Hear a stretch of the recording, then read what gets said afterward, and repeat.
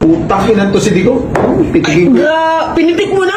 Ba't mo naman pinitik? Naku, masasaktan yung mga naniniwala sa karton. Grabe, oh. O, yung iba dinadasalan yan, boss man. Ay, ako pinipitik ko lang yung itlog.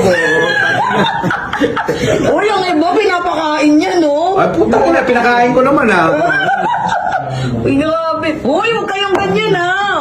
Grabe, hinahanap ko yung magnanakaw. Ito lang pala, oh. Tapos pinapakain pa ni Kumi. Grabe ka naman, boss ni Wolo. Uy, grabe naman yung effort ni Mike Cervera, oh. Pinitik niya pa kanina yung... Ito pare. Ito po ang nagpahirap sa sambayanang Pilipino. Judas Barabas Kestas. Hayop ka.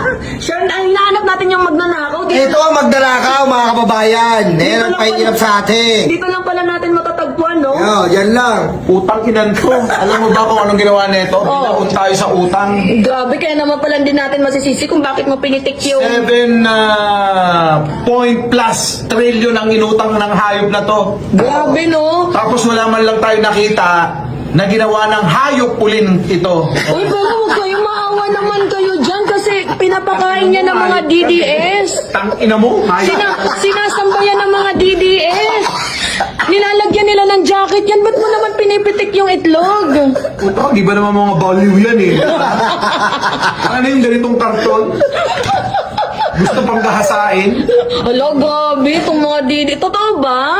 Gusto niyong gahasain si Digong? Hawakan mo nga, pre. Ano? Buhay ka pa. Ito yung itlog mo. Pinang ina mo, hayop. Uy, maraming babae yan, ha? Di umano. Kaya pala yung itlog mo, nakalaylay na. Isa sa babae niya daw, di umano, si Garma. Oh, Garma oh. Sabi ni Garma oh. Di na ni Garma, hindi daw sila magkarelasyon. Hindi daw.